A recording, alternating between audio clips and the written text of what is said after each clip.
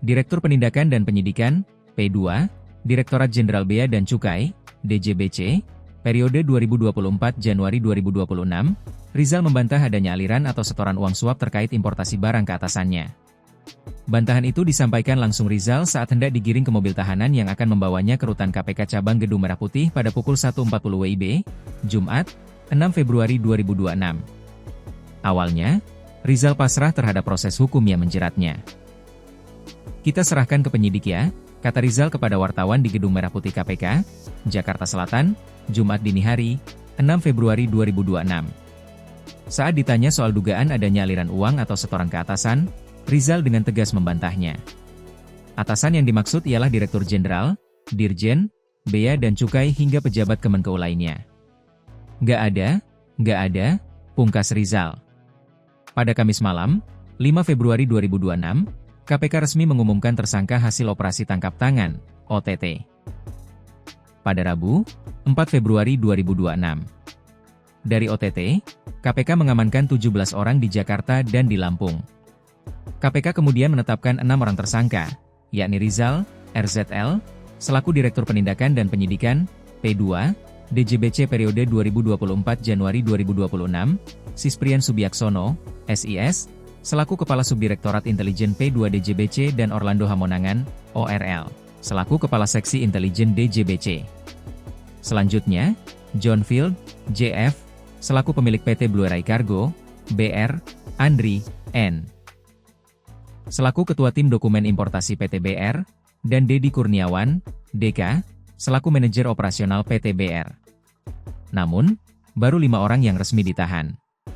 Sedangkan 1 orang lainnya, yakni John Field berhasil melarikan diri saat hendak ditangkap. KPK pun meminta agar John Field dapat menyerahkan diri. Hasil OTT, KPK mengamankan barang bukti dari kediaman Rizal, Orlando, dan kantor PT BR serta lokasi lainnya senilai 40,5 miliar rupiah.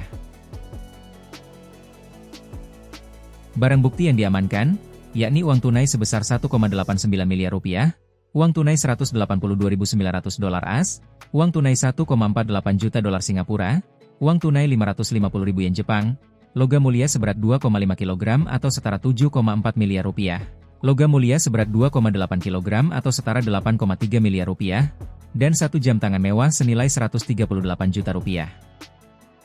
Dalam perkaranya, pada Oktober 2025, terjadi permufakatan jahat antara Orlando, Sisprian, dan para pihak lainnya dengan John Field, Andri, dan Dedi untuk mengatur perencanaan jalur importasi barang yang akan masuk ke Indonesia. Berdasarkan Peraturan Menteri Keuangan, telah ditetapkan 2 kategori jalur dalam pelayanan dan pengawasan barang-barang impor untuk menentukan tingkat pemeriksaan sebelum dikeluarkan dari kawasan kepabeanan, yakni jalur hijau yang merupakan jalur pengeluaran barang impor tanpa pemeriksaan fisik barang, dan jalur merah dengan pemeriksaan fisik barang. Selanjutnya pegawai DJBC menerima perintah dari Orlando untuk menyesuaikan parameter jalur merah dan menindaklanjutinya dengan menyusun rule set pada angka 70%. Kemudian, data rule set tersebut dikirimkan Direktorat P2 ke Direktorat Informasi Kepabeanan dan Cukai, IKC, untuk dimasukkan parameternya ke mesin targeting atau alat pemindai atau mesin pemeriksa barang. Dengan pengkondisian tersebut, barang-barang yang dibawa PT BR diduga tidak melalui pemeriksaan fisik. Sehingga barang-barang yang diduga palsu, KW, dan ilegal bisa masuk ke Indonesia tanpa pengecekan oleh petugas bea cukai. Setelah terjadi pengkondisian jalur merah tersebut, terjadi beberapa kali pertemuan dan penyerahan uang dari pihak PT BR kepada oknum di DJBC dalam periode Desember 2025 Februari 2026 di sejumlah lokasi. Penerimaan uang tersebut dilakukan secara rutin setiap bulan sebagai jatah bagi para oknum di DJBC.